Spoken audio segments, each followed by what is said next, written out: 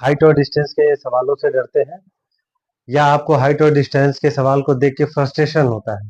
तो आज के इस वीडियो में हम जो है हाइट डिस्टेंस को ऐसे तरीके से बताएंगे, इतने आसान मेथड से बताएंगे और एक अमेजिंग ट्रिक बताएंगे जिससे आपको हाइट और डिस्टेंस के सवाल को देखने में न तो फ्रस्ट्रेशन होगा, ना ही आपको जो है कोई जो है समस्या आएगी।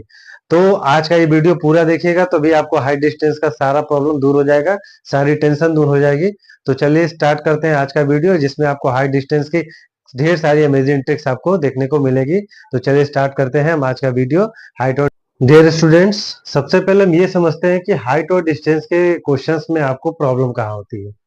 आप जो है हाइट और डिस्टेंस के क्वेश्चन को क्यों नहीं समझ पाते हैं। तो इसका सबसे बड़ा कारण ये है कि आप उसके बेसिक जो है कॉन्सेप्ट को नहीं समझ पा रहे हैं। क्योंकि जब तक आप किसी भी चैप्टर्स के बेसिक कॉन्सेप्ट को नहीं समझेंगे तब तक आपको वो चैप्टर जो है या वो उस टाइप के क्वेश्चंस आपको परेशान करेंगे। तो सबसे पहले हम वीडियो में बेसिक से एकदम हाइट डिस्टेंस की जो भी बेसिक चीजें होती है उनको समझेंगे। फिर उसके बाद हम आपको धीरे धीरे एग्जांपल समझाएंगे, मेन मेन चीजों को सब बताएंगे कि कैसे हम किस ट्रिक के माध्यम से जो है अगर सॉल्व करेंगे तो हमारे हाइट डिस्टेंस के क्वेश्चंस आसानी से सॉल्व हो जाएंगे। मैंने देखा है कि ज्यादातर स्टूडेंट्स कहाँ प्रॉब्लम ज्यादातर स्टूडेंट्स को कहाँ प्रॉब्लम आती है, वो कहाँ जा करके फंस जाते हैं, उनको कहाँ पे दिक्कत होती है। और मैं आपको इसलिए बता रहा हूँ क्योंकि मैं लगभग 10-12 साल से मैं पढ़ा रहा हूँ, तो मुझे अनुभव ये है, इतना अनुभव है कि 10-12 साल से जो है स्टूडेंट्स हाइट और डिस्टेंस के चैप्टर में कहाँ पे भागते हैं, किस किस जगह पे जा करके उनको फ्रस्ट्रेशन होने लगता है। इन्हीं सारी चीजों को लेकर के मैंने सोचा कि एक वीडियो बनाया जाए जिसमें आपको ये वीडियो देखने के बाद हाइट और डिस्टेंस का जो भी दिक्कत होगा, ज्यादा प्रॉब्लम हो, सारी चीजें दूर हो जाए। तो सबसे पहले हम इसके बेसिक कॉन्सेप्ट को समझेंगे। तो बेसिक कॉन्सेप्ट को समझने के लिए आपको सबसे पहले देखिए एक बात, दो तीन बातों को समझना पड़ेगा।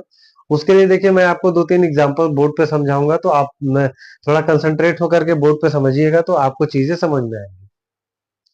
तो सबसे पहले देखिए, अगर मान लेते हैं, सपोज करिए कि आप जो है तीन कंडीशंस पहले मैं समझाता हूँ आपको।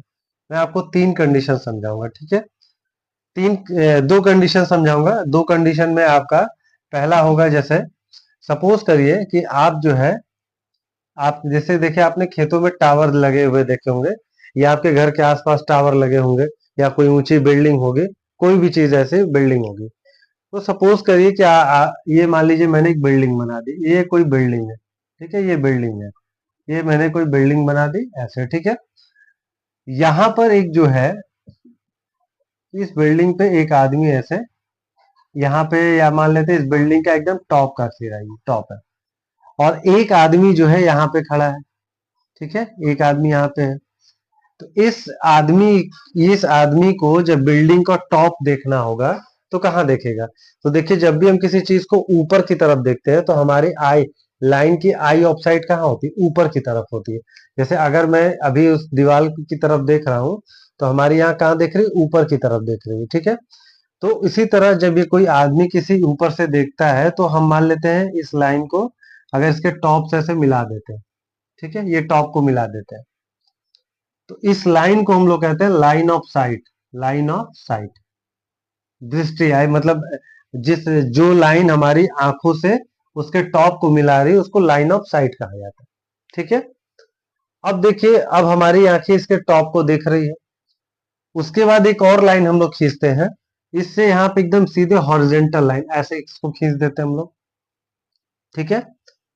अब जब एक लाइन हमने हॉरिजेंटल खींच दिया और एक लाइन ये लाइन ऑफ साइट हो गई, तो दोनों के बीच में एक एंगल बनता है। इसी एंगल को कहा जाता है एंगल ऑफ इलिवेशन, या इसको हिंदी में उन्नयन कोण कहा जाता है। उन्नयन कोण कहते हैं हम लोग, ठीक है। तो क्या मतलब है कि जब भी हम कोई ऑब्जर्वर जमीन पे खड़ा हो और वो किसी अपने ऊपर से अपने हाइट वाली चीजों को देख रहा होगा, उस कंडीशन में उसके लाइन ऑफ साइट से और हॉरिजेंटल लाइन से जो उसके एक लाइन ऑफ साइट जो लाइन ऊपर की तरफ जा रही होगी और लाइन ऑफ साइट जो एकदम सीधे जा रही होगी, उसके बीच में जो एंगल बनेगा उसको एंगल ऑफ एलिवेशन कहा जाता है, ठीक है। दो तीन कॉन्सेप्ट को आप अच्छे से समझ लेंगे तो आपको किसी तरह का प्रॉब्लम नहीं आएगा। इसमें क्या है कि कोई व्यक्ति, अब आपको एक एग्जाम्पल से जो है फिगर में आपको एक एग्जाम्पल दिखेगा जिसमें आपको जो है दिखेगा कि कोई व्यक्ति कोई बिल्डिंग है जिसके ऊपर कोई देख रहा है और जमीन से उसको कोई देख रहा है। ठीक है, इस तरह का पहला केस हो गया। अब जो दूसरा केस है उसको देख लेते हैं। दूसरे केस में देखिए मामला उल्टा हो जाएगा थोड़ा सा, इसको यहाँ पे देखते हैं। दूसरे केस में मान लीजिए कि ये एक बिल्डिंग है, ठीक है, ये आपका एक बिल्डिंग है और इस बिल्डिंग पे यहाँ पे कोई कोई इस फ्लोर पे एक व्यक्ति यहाँ पे रहता है। ठीक है, ये मान लीजिए उसका कंपार्टमेंट है, आगे की गैलरी है और ये उसके घर के आगे से ऐसे ऐसे सड़क जा रही है। ठीक है, ऐसे सड़क जा रही है। ठीक है, ये ऐसे सड़क जा रही है। इस सड़क पे मान लीजिए उसको कोई चीज दिखाई देती है। मान लीजिए यहाँ पे एक सब्जी का ठेला लग गया है ना, इस पे सब्जी बेचने वाला कोई है। ये आदमी वहां से उस ठेले को देख रहा है या उस ऑब्जेक्ट को, यहाँ पे ठेला लगा है, इस ठेले पे वो देख रहा है, यहाँ से वो देख रहा है इस ठेले को। ठीक है, इस कंडीशन में क्या होगा, तो सबसे पहले देखिए अब ये आदमी है और ये देख आ रहा है नीचे की तरफ। तो जब हम नीचे की तरफ देखते हैं, अपने हाइट से नीचे की तरफ देखते हैं, तो ये आपकी इस बार लाइन ऑफ साइट क्या होगी, लाइन ऑफ साइट ये हो जाएगी। ठीक है, लाइन ऑफ साइट ये हो जाएगी। और उसके बाद यहां से अगर हम एक हॉरिजेंटल लाइन मिला दें, ऐसे हॉरिजेंटल लाइन मिला दें, तो यहाँ एक एंगल बनेगा। तो इसको हम ऐसे मिला दे तो राइट एंगल तो यहाँ बन गया। यहाँ एक एंगल बनेगा, इसको बोलते हैं angle of depression. Angle of depression इसको कहा जाता है। ठीक है, तो क्या मेरे कहने का मतलब है कि जब हम ऊपर होंगे और कोई ऑब्जेक्ट नीचे होगा और हम उस ऑब्जेक्ट को नीचे की तरफ से देख रहे होंगे, तो हमारे लाइन ऑफ साइट और हॉरिजेंटल लाइन के बीच में जो एंगल बनेगा उसी को कहा जाता है एंगल ऑफ डिप्रेशन। इसको एंगल ऑफ डिप्रेशन कहते हैं। ठीक है, ये तो हो गया हमारा line of angle of elevation और एंगल ऑफ डिप्रेशन। ज्यादातर क्वेश्चन, सारे क्वेश्चन इन्हीं दोनों कॉन्सेप्ट के बेस पे होते हैं और आपके जो सिलेबस में है उसमें मोस्टली 30 डिग्री, 60 डिग्री और 45 डिग्री, इन्हीं तीन के बेस पे आपसे क्वेश्चंस पूछे जाते हैं। ठीक है, अच्छा बात करते हैं चैप्टर के इंपॉर्टेंस की। तो चैप्टर में इंपॉर्टेंस क्या है, इस चैप्टर से हर साल कम से कम एक क्वेश्चन 5 नंबर का आपके पेपर में आता है। आप चाहे तो प्रीवियस ईयर के 5 साल के क्वेश्चंस पेपर को उठा के देख लीजिए, 5 नंबर का एक क्वेश्चन आपको जो है आता है, जो है हाइट एंड डिस्टेंस का। अगर इसके हल्के क्वेश्चंस आएंगे तो 3 नंबर में आते हैं, अगर इसके थोड़े बड़े वाले क्वेश्चंस आएंगे तो 5 नंबर में आते हैं। ओवरऑल आपको मैंने बताया था कि ट्रायगोनोमेट्री टोटल 12 नंबर में आती है, तो जिसमें आपका जो अगर लॉन्ग में आएगा तो 5 नंबर में, अगर शॉर्ट में आएगा तो 3 नंबर में। मोस्टली क्वेश्चंस 5 नंबर में ही पूछे जाते हैं। तो ये आपके जो है बेसिक कॉन्सेप्ट हो गए जिसमें हमने एंगल ऑफ डिप्रेशन और एंगल ऑफ साइड्स एलिवेशंस के बारे में डिस्कस किया। तो अब इसके बाद हम कुछ बेसिक क्वेश्चंस को लेकर के सॉल्व करेंगे जिससे आपको कॉन्सेप्ट क्लियर हो जाए। और कॉन्सेप्ट क्लियर कैसे होता है, जब हम उस पर क्वेश्चन सॉल्व करते हैं। तो कुछ क्वेश्चंस को देख लेते हैं और वो क्वेश्चंस हम प्रीवियस ईयर के क्वेश्चंस को देखेंगे जो कि बोर्ड में पूछे गए हैं या फिर जो ऐसे एग्जाम्स में पूछे जाते हैं, उसी तरह के क्वेश्चंस को हम डिस्कस करते हैं। ठीक है, तो चलिए देखते हैं, चलिए क्वेश्चन नंबर 1 को देखते हैं। क्वेश्चन जो है दोनों 2023 में आए थे। इस क्वेश्चन को समझने से पहले एक दो बात और थोड़ा समझ लेते हैं, उसके बाद मैं क्वेश्चन कराऊंगा। देखिए सबसे पहले ये समझ लेते हैं कि अगर मान लीजिए ये कोई टावर है और यहाँ पे कोई एंगल ऑफ एलिवेशन बन रहा है। ठीक है, यहाँ पे कोई एंगल थीटा बन रहा है। तो जैसे जैसे कोई ऑब्जर्वर अगर टावर की तरफ मूव होगा तो ये एंगल क्या होगा, इंक्रीज होगा। अगर सपोज यहाँ एंगल 30 बन रहा है तो यहाँ जो भी एंगल होगा वो मोर देन 30 होगा। ये 60 भी हो सकता है, 45 भी हो सकता है। क्यों हो सकता है, क्योंकि यहाँ देखिए 90 डिग्री के ऊपर है। तो यहाँ से जब इधर की तरफ हम अप्रोच करेंगे टावर की तरफ, तो एंगल क्या होता है, ये इंक्रीज होता है। ये बात आपको याद दिमाग पे रखनी है। ठीक है, तो यही बात मैं आपको बताना चाह रहा था। और भी जैसे जैसे क्वेश्चंस आएंगे, जो भी कॉन्सेप्ट होगा, जो भी ट्रिक होगा, वो आपको धीरे धीरे हम बताते जाएंगे। ठीक है, अब इस क्वेश्चन में देखिए क्या है। सबसे पहले the length of the shadow of A tower. सबसे पहले देखिए करना क्या होता है, आपको क्वेश्चंस पढ़ना है, क्वेश्चन को समराइज करके एक फिगर का शेप देना और उस फिगर के बेस पे सारी इंफॉर्मेशन को एक फिगर पे ड्रॉ करके कन्वर्ट कर लेना है। और उसके बेस पे फिर आपको साइन, कॉस, टैन, कॉट, यानी मोस्टली टैन लगता है, किसी किसी क्वेश्चन में साइन लगता है तो जिसमें साइन लगता है उसमें आप कॉसेक लगा सकते हैं, इसमें tan लगता है उसमें कॉट भी लगा के सॉल्व कर सकते हैं। ये बात होती है। तो अभी देखिए सॉल्व करते हैं। जैसे the length of the shadow of A tower, मान लीजिए यहाँ पे एक टावर था, ठीक है, टावर है ये। इस टावर का शैडो कहाँ बनेगा? ऐसे जमीन पे बनेगा। जब ऐसा सन सन यहाँ इधर आएगा तो इसका टावर देखिए, जैसे सामने लाइट है तो इसकी शैडो किधर आ रही? इधर आ रही। तो यहाँ जब सन होगा, मान लीजिए सन यहाँ होगा, तो इसकी जो शैडो आएगी इधर आएगी, यहाँ पे आएगी शैडो, इधर आएगी, ठीक है। Shadow of the tower on the plain ground is under root 3 times the height of the tower. यानी इसकी जो भी हाइट है उससे 3 गुना, अंडर रूट 3 टाइम्स ज्यादा ये इसकी शैडो बन रही है, ठीक है। तो find the elevation of the sun. तो क्या करना है आपको, यहाँ से इसे मिला देना है, ठीक है। यहाँ मान लीजिए एलिवेशन कितना बन रहा है? थीटा बन रहा है। यहाँ पर एंगल ये ए ले लेते हैं, बी ले लेते हैं, सी है, यहाँ पे बन रहा है ट्रायंगल ये। अब सपोज करिए इसकी हाइट को हमने एच कंसीडर कर लिया। तो जब इसकी हाइट एच होगी तो इसकी शैडो की लेंथ क्या होगी? अंडर रूट 3 एच हो जाएगी। क्यों? क्योंकि इसकी जो है लेंथ 3 टाइम्स थी। यहाँ लिख देंगे let height of tower be h हो जाएगी, ठीक है। उस कंडीशन में तो आपका शैडो लेंथ क्या होगी? शैडो लेंथ हो जाएगी, शैडो लेंथ होगी अंडर रूट 3 एच। अब आपको देखिए क्या देखना होता है कि परपेंडिकुलर और बेस में रिलेशन किसका होता है। तो परपेंडिकुलर और बेस में रिलेशन जो होता है वो tan का होता है और cot का होता है। तो आप इस क्वेश्चन को tan से भी लगा सकते हैं और cot से भी लगा सकते हैं, जैसे आपको समझ में आए। दोनों से आप सही करेंगे आंसर। तो हम इसमें हमने tan लगा दिया। यहाँ एंगल ऑफ एलिवेशन tan मान लेते हैं, tan थीटा हो गया, थीटा एंगल बन रहा है। तो इसका फॉर्मूला होता है P बाई बी, यानी परपेंडिकुलर अपॉन बेस। तो ये h हो गया और ये हो गया अंडर रूट 3 एच। इसको हमने कैंसिल कर दिया 1/√3। और आपको पता है कि tan 30 वैल्यू होती है 1/√3 की। तो इसका मतलब जो थीटा की वैल्यू होगी वो हो जाएगी आपकी 30 डिग्री। तो it will be value of angle theta हो जाएगी, ठीक है, 30 डिग्री हो जाएगी। इसके बाद देखते हैं find the length of the shadow on the ground of a pole of the height 18 metre when the angle of elevation. Second question को अगर देखेंगे तो ये भी 2023 में पूछा गया था। तो जितने भी हम क्वेश्चंस कराएंगे सब आपको PYQ ही कराएंगे। The length of the shadow on the ground. अब सेम कंडीशन में देखिए, एक मान लीजिए ऑफ ए पोल, एक पोल लगा हुआ है, यहाँ पे पोल है जिसकी हाइट कितनी है? 18 मीटर है। इसकी हाइट है आपकी 18 मीटर। इसकी जो शैडो लेंथ है on the ground, find the length of shadow, shadow बताना है। इसकी हमको मतलब इसकी ये वाला ये जो परछाई बन रही है उसकी लेंथ कितनी होगी ये बताइए। यहाँ पे थीटा बन रहा है, यहाँ पे ए ले लेते हैं, ये बी ले लेते हैं, ठीक है। और यहाँ पर ये 18 मीटर। तो सबसे पहले देखिए इसमें रिलेशन देखना पड़ेगा कि ये परपेंडिकुलर और बेस है। परपेंडिकुलर बेस में रिलेशन किसका होता है? tan का होता है और cot का होता है। तो सपोज कर लेते हैं कि let distance length of shadow length of shadow क्या होगा इसका? लेंथ ऑफ शैडो भी एच हो गया। मान लीजिए लेंथ ऑफ शैडो आपका एच हो गया। अब इसके बाद देखिए, जब ये सॉरी एक्स मान लेते हैं ना, एक्स मानेंगे तो आसानी है, मानने को कुछ भी आप मान सकते हैं, तो एक्स मान लेते हैं। अब हम इसमें देखेंगे कौन सा एंगल ले सकते हैं। तो tan थीटा अगर हम लेते हैं तो tan थीटा होता है आपका परपेंडिकुलर जो कि 18 है और आपका बेस होता है जो कि x है। अब value of tan theta question में 6/7 दी गई है। तो tan थीटा की जगह 6/7 इक्वल टू 18/x हो जाएगा। इसको सॉल्व करेंगे तो 6x इक्वल टू 18 इंटू 7 होगा, that is x equal to 18 into 7/6।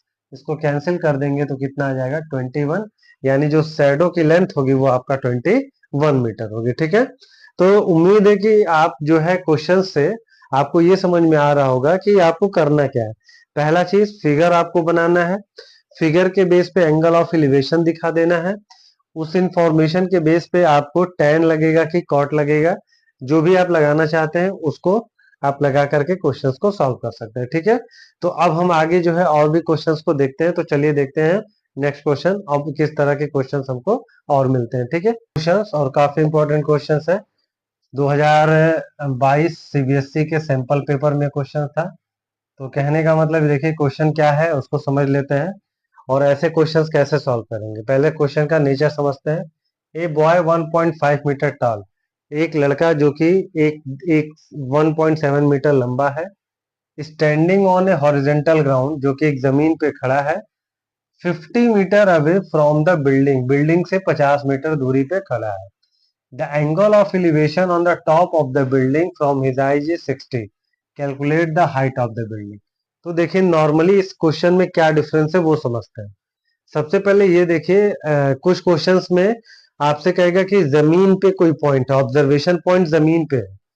तो जब ऑब्जर्वेशन पॉइंट जमीन पे होता है, जैसे सपोज करिए जैसे हमारी हाइट है 1.7 मीटर और हम यहाँ से खड़े होकर के किसी टावर को देख रहे हैं, तो हमारी आंख यहाँ है, तो लाइन ऑफ साइट क्या होगी, टावर से लाइन ऑफ साइट जमीन से 1.7 क्या होगी, ऊपर बनेगी।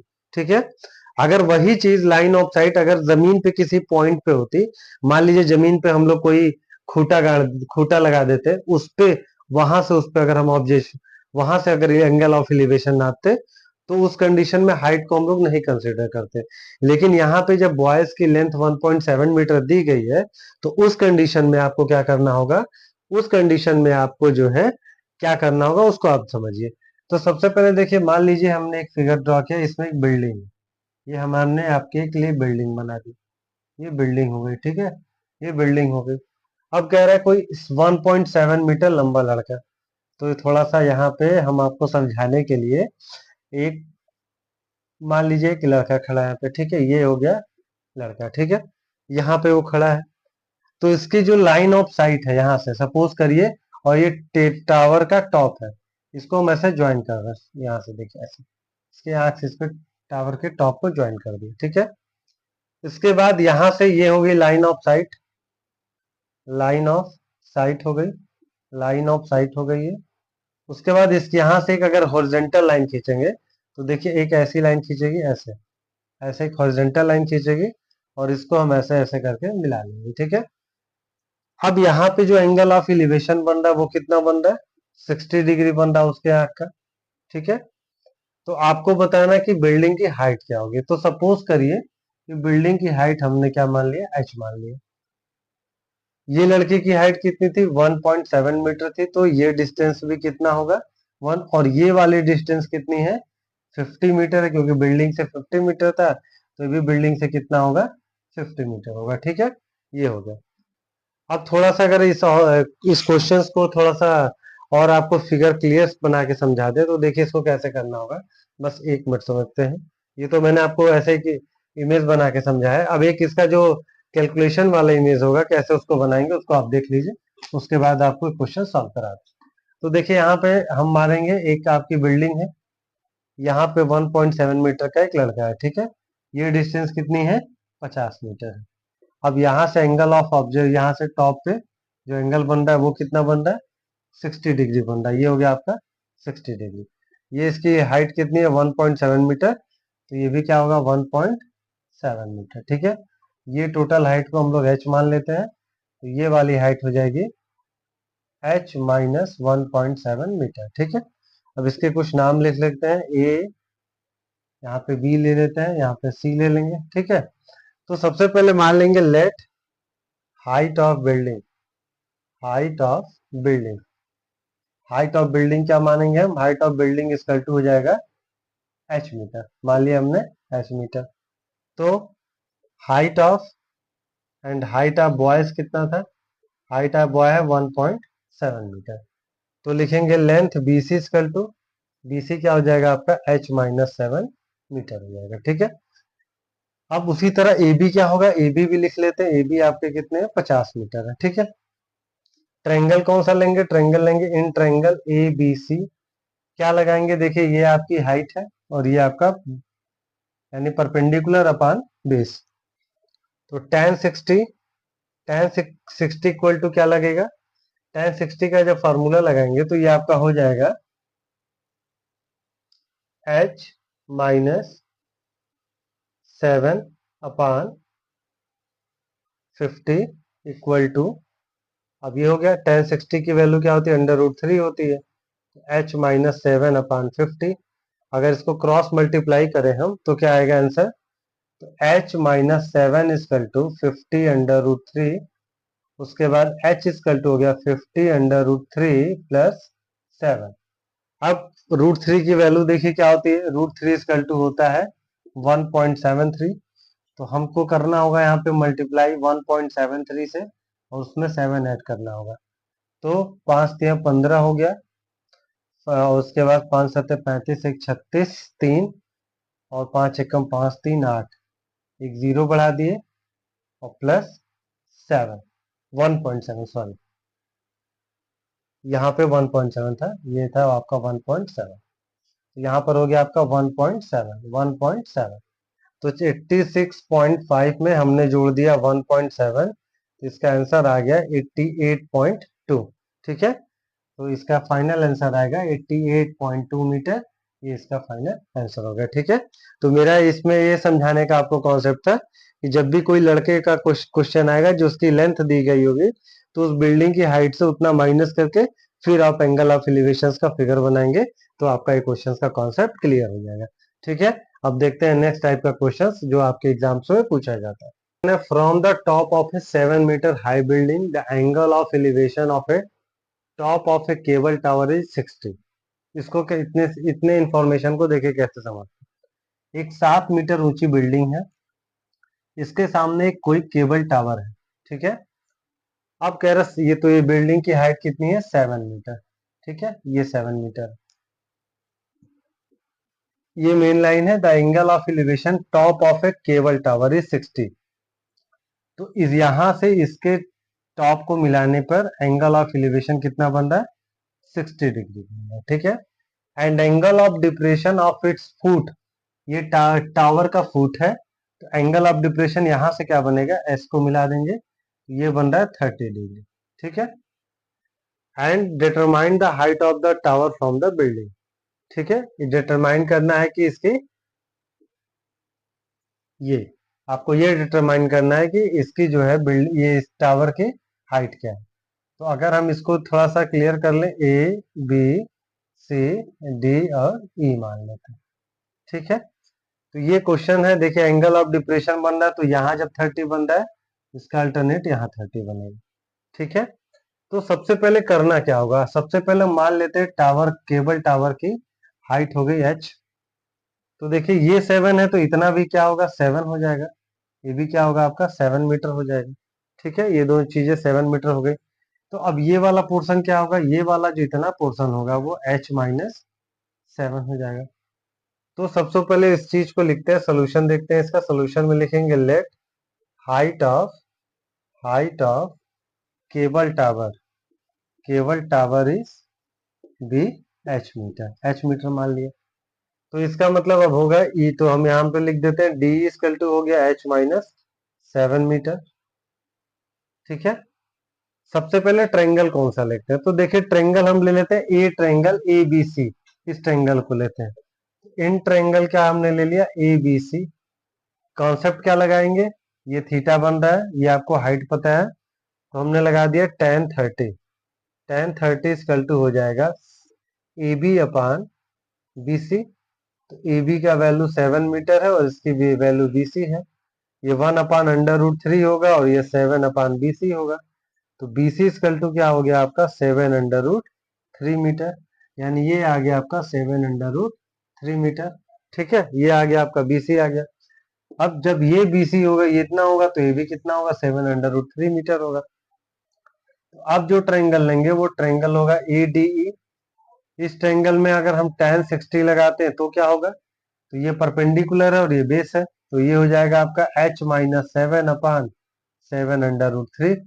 tan 60 की वैल्यू √3 होती है, यहाँ h-7/7√3, इसका होगा क्रॉस मल्टीप्लाई, तो 1 से होगा तो h-7 हो गया, 7√3 का हो गया तो 7 इंटू 3 कितना हो गया, h इक्वल टू हो गया h-7 इक्वल टू 21, तो h इक्वल टू हो गया 21 plus 7 equal to h equal to हो गया 28 मीटर। यानी जो आपका केबल टावर होगा उसकी जो हाइट होगी वो 28 मीटर होगी। ये आपके क्वेश्चन का सोल्यूशन हो गया। एक दो क्वेश्चन और देख लेते हैं, बाकी आपको जो है कॉन्सेप्ट मैंने बता दिया है, चीजें आपको काफी क्लियर होने लगी होंगी। तो अब हम जो है नेक्स्ट क्वेश्चन देखते हैं कि वो क्वेश्चन क्या है। क्वेश्चन आपका 2017 में आया है, 2019 में आया है, और ये आपके एनसीईआरटी का ही क्वेश्चन है, तो इसको भी आप देख लेंगे ध्यान से। क्वेश्चन क्या है, as observe from the top of a 100 metre lighthouse from the sea level. देखिए लाइट हाउस क्या होता है, आपने सी लेवल में लाइट हाउस होता है जहां से जहाजों को लाइट वगैरह दिखाई जाती है, ठीक है।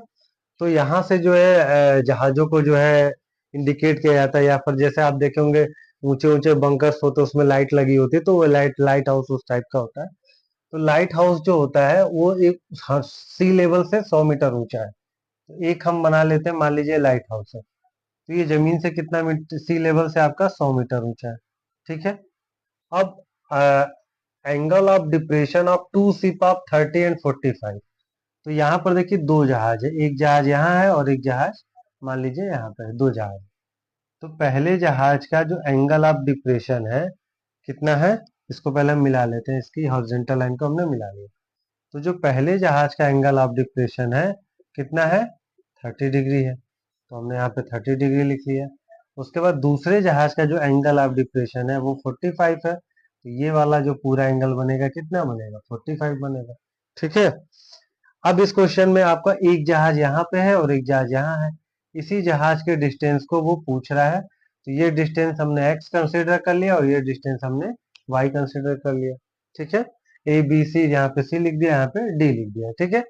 अब इस क्वेश्चन में होगा कैसे, तो लिख देंगे let distance between ship, distance between ship ship be x, ठीक है। Distance between x ship be x हो गया ये, ठीक है।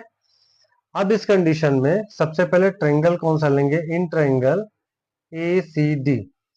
तो अगर हम ट्रायंगल ए सी डी लेते हैं, देखिए ए सी डी, उस कंडीशन में अगर हम tan 30 लगाएंगे तो क्या होगा, परपेंडिकुलर आपका 100 था तो ये 100 हो गया, बेस आपका कितना था x प्लस वाई, यहाँ हो जाएगा x प्लस वाई।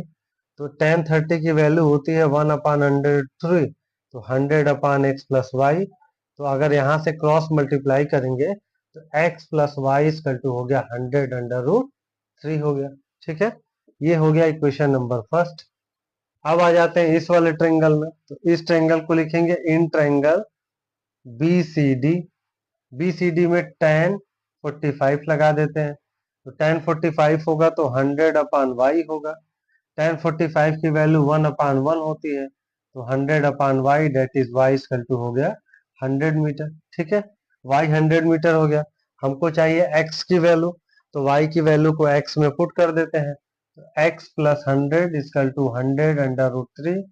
इसको उधर ट्रांसफर कर लीजिए, तो 100√3 माइनस 100 ले लीजिए कॉमन, √3 माइनस 1। अब अगर आपको √3 की वैल्यू रख के सॉल्व करना है तो रख दीजिए 100 into 1.73 minus 1, that is 100 into 0.73 that is 73 metre, यानी दो शिप्स के बीच का जो डिस्टेंस है वो 73 मीटर है, ठीक है। तो इस तरह से मैंने आपको जो है कुछ क्वेश्चंस करा दिए, साथ ही साथ कुछ उसके बेसिक कॉन्सेप्ट बता दिए। मुझे पूरी उम्मीद है कि आपको ये पूरा कॉन्सेप्ट समझ में आ गया होगा। तो आपको जो है करना क्या है, अब ये समझ लीजिए, आपको जो है इसके जो है कम से कम 2023 और 24 के जो प्रीवियस ईयर के जितने क्वेश्चन थे उसको सॉल्व करना है। सॉल्व करके जो है आपको कमेंट में एक लिख देना है कि क्या आपको ये कॉन्सेप्ट समझ में आया या नहीं आया। अगर कोई समस्या होती है तो कमेंट में पूरा लिखें, आपको पूरा जो है उसका जवाब मिलेगा, और जो है उसके उससे समस्या को दूर करने की कोशिश की जाएगी।